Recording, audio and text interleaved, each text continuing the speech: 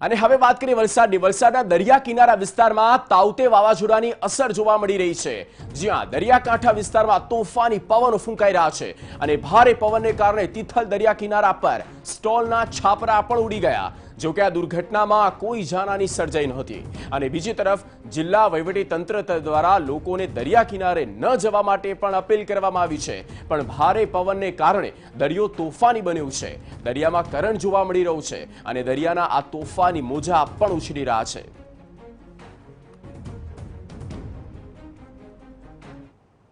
તાઉતે વાવાઝોડું ધીરે ધીરે ગુજરાત તરફ વધી રહ્યું છે અને તેની સીધી અસર વલસાડના દરિયા કિનારામાં દેખાઈ રહી છે। વલસાડનો આ તિથલ બીચ છે કે જ્યાં પ્રચંડ પ્રવાહ પાણીનો વધી રહ્યો છે બીચ તરફ, અને તેની સાથે સાથે ભારે પવન ફૂંકાતા ભારે તારાજી સર્જાઈ છે।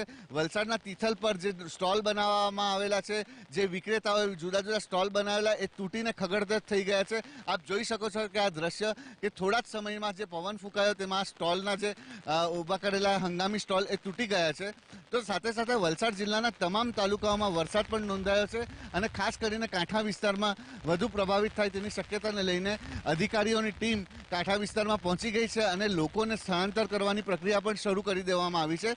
દરિયાથી વધુ જે નજીક ગામો છે ત્યાં લોકોને ખસેડીને જે શેલ્ટર હોમ છે ત્યાં શિફ્ટ કરવામાં આવી રહ્યા છે। એક તરફ કોવિડની જે પરિસ્થિતિ છે અને બીજી તરફ વાવાઝોડું, એટલે કે તંત્રની કામગીરી બમણી થઈ ગઈ છે। અત્યારે પણ જે આપણે દ્રશ્યો જોઈ રહ્યા છે વલસાડના તિથલના, કે આપ જોઈ શકો છો કે હજુ કેવી રીતે તેજ પવન ફૂંકાઈ રહ્યો છે અને લોકોમાં ગભરાટ પણ ઊભી થઈ છે। દરિયો ધીમે ધીમે જે રીતે વધી રહ્યો છે તે પવન પણ લઈને આવે છે અને પવનના સાથે સાથે વરસાદ પણ શરૂ થઈ ગયો છે, એટલે કે ક્યાંક ને ક્યાંક હવે લોકોની મુશ્કેલીમાં અને તંત્રની જે મુશ્કેલી છે તેમાં વધારો થાય તેવી પૂરેપૂરી સંભાવના છે।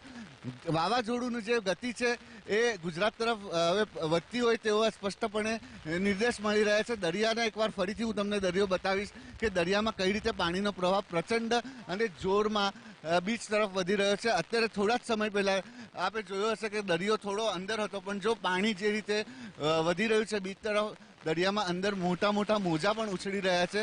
લગભગ અત્યારે જે છે 8 થી 9 ફૂટના મોજા જે દરિયામાં ઉછળી રહ્યા છે, પરંતુ જે રીતે આ પ્રાણીનો પ્રચંડ પ્રવાહ આગળ વધી રહ્યો છે તો અત્યારે થોડા જ સમયમાં આ દ્રશ્ય હજુ વિકરાળ બને એવી શક્યતા છે। દરિયામાં 8 થી 10 ફૂટ અને જો બીચ સુધી આવે, વોકિંગ પાથ સુધી આવે તો 15 થી 16 ફૂટ ઊંચા મોજા ઉછળે એવી પૂરેપૂરી સંભાવના છે। હાલમાં જે પરિસ્થિતિ છે એ વિકટ કહી શકાય, કારણ કે જે રીતે પવન ફૂંકાતો છે તેને લઈને મુશ્કેલી વધી શકે છે। વલસાડ શહેરમાં, વલસાડ જિલ્લામાં આ જે પવન છે તેની પૂરેપૂરી અસર થઈ શકે એવી જે પરિસ્થિતિનું નિર્માણ થયું છે।